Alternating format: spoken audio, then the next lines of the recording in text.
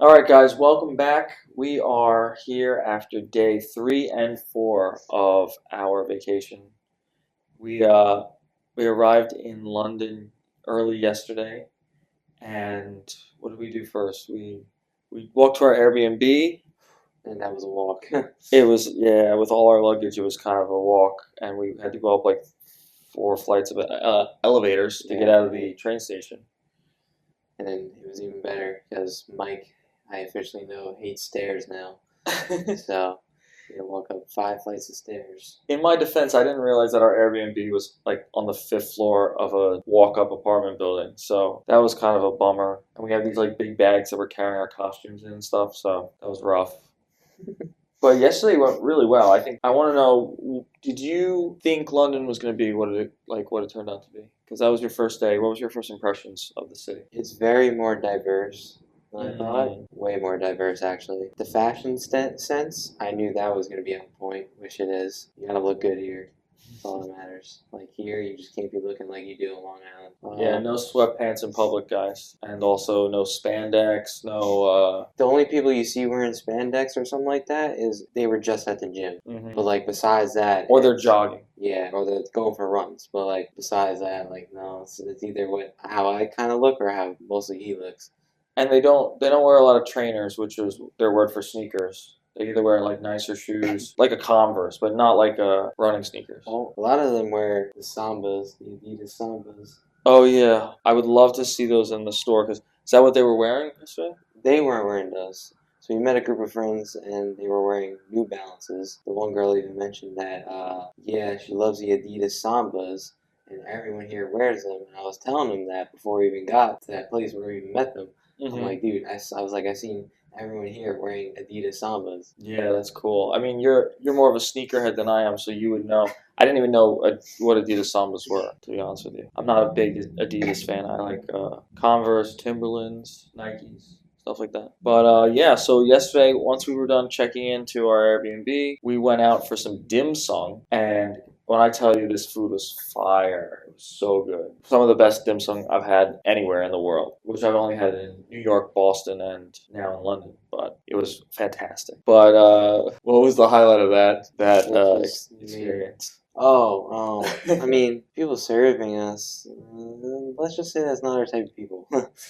Yeah, so we were being served by some very unconvincing transgendered women. And if anybody of you have ever watched One Piece, it is very reminiscent of the population of Ivankov's island. What's the name of that island? Ladyboy Island or something ridiculous. You gotta watch the One Piece time skip where they go to train on different islands, and each member of the Straw Hat has their own like training ground. And Sanji ends up on Ivankov's island where he's being chased around by like these cross-dressing men, and that's exactly what this was like. Uncanny. They were nice. They were very nice. It was just I think we were just more shocked than anything when we walked in because there was not a single. It was an Asian cuisine, and there was not a single Asian person working in there.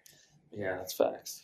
There were two trannies, a very masculine looking woman who I think was a woman, but whatever. And then there was this Indian lady who was nice, but she was like pregnant, but she was the manager. It was a very mixed group of people, and not a single Asian in the whole restaurant. Well, I did say London is very diverse. Yeah, but when you go to a Chinese spot or a dim sum spot, you expect one Oriental person to be there. What did we do after that? Oh, we walked across Tower Bridge. We didn't take the tour, which maybe if we have time to do, maybe that'll be fun for you. Then we took the train over to Westminster, which we walk out. I keep telling Ty, like, just wait for it, because we're on our way to places. And we come up the stairs and we look up and we're right in front of Big Ben. It was perfect. Yeah, that was cool. That was really cool. So tell us more about your initial reactions. Well, I've just been in awe this whole trip because I've never seen anything like it. Like you always see that on the movies, but then witnessing it in real life is just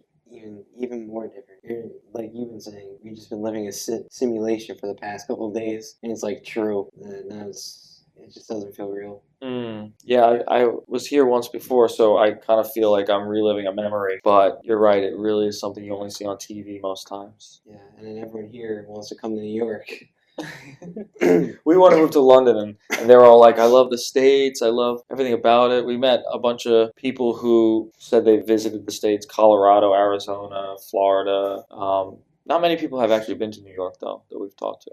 No, there's only a very slight amount, like one or two people. Yeah, we run into a lot of tourists here. So after we went to Westminster, walked around a little bit, we went over the bridge and looked at the London Eye. We ended up going into Piccadilly Circus, watching like a street performance for a few minutes, and then we walked into Soho and we checked out this like cool cocktail bar.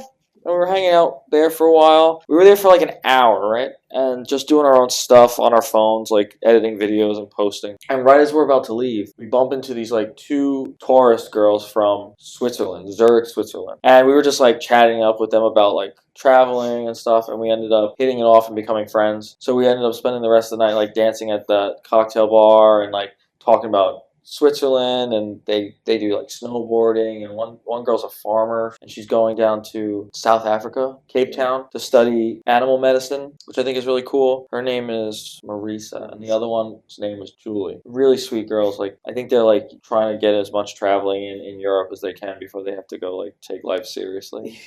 Because Julie said she was taking a train all over Europe. She visited like 10 countries already this year. That's crazy. Which is amazing because we don't even do that stuff in the US. So that was a lot of fun. So now we are on day 4, which is today. We're halfway through the day, and we've already woken up and gone to the Jack the Ripper Museum, which I thought was something I chose because I was interested in it. But turns out Ty like secretly loves that stuff. I just never told him I'm really into that stuff, so I enjoyed it so much. But you were telling me a fun fact about a recent movie that happened. So, if anyone has seen the Terrifier series, Terrifier 3, they got, Damien Leon got a lot of inspiration from Jack the Ripper for, like, the killings in the movie. Mm. And obviously, like, it's so much more exaggerated and fake, but yeah, I thought that was, like, really cool. I'm like, oh, wow, really dug deep to figure this out. See, I didn't know that until he told me in the museum. It was a really cool, like, self-guided tour in this old Victorian, I want to call it a house. It's like a building, like multiple floors. It was like 5 floors. And each floor is modeled after a certain scene that would have been around during Jack the Ripper's time. And in the basement, there was a mortuary, and it showed all the pictures of the victims and some like really gruesome pictures. Some pictures we can't show on here. I took pictures of them separately, but I can't put them on. Can't post them, so they'll get taken down. Yeah, it was a little graphic for like social media, but that was really cool. And then we went out to this fire pizza spot called Pizza Union right by our Airbnb. Now we're in Whitechapel, which is actually the town that Jack the Ripper Committed the murders. Yeah, so the museum was like right around the corner, and this pizza place is literally across the street. And I'll tell you, the thin crust pizza, so good. It was really good. And I feel like they use like much healthier ingredients here. Well, I was even telling him that the showers feel different too. Like the water feels different. My skin felt like smoother when I was in the shower. Because you dry out really quickly, and like the shower at home, the water we're drinking tastes like incredible. The food we've been eating is you can taste the difference, and it definitely tastes like different and doesn't like destroy you as much. Besides curry. Oh yeah, the curry. We've had a couple of spicy foods this week, and I think each one of those has immediately caused some sort of aftermath in our digestive systems. But maybe we'll have to stay away from that after we eat the Indian curry that I want to show you, because that's like really good. So after we're done filming this, we're gonna head out, walk around Trafalgar Square a little bit, and then probably go to dinner. And we have the Stranger Things First Shadow play tonight, which I know we're both excited for. Wow. Ty's got his I'm screaming, but the S is silent. He's got his Stranger Things what is it? Hellfire Club? The Dungeons and Dragons club, if no one really understands what it is. Yeah, it's not worshiping Satan. It's just a shirt for Dungeons and Dragons. If you guys watched Stranger Things season 4, it's an iconic piece of merchandise modeled after that season. So that's what we have planned for today. So until our next video, keep you guys updated. Peace.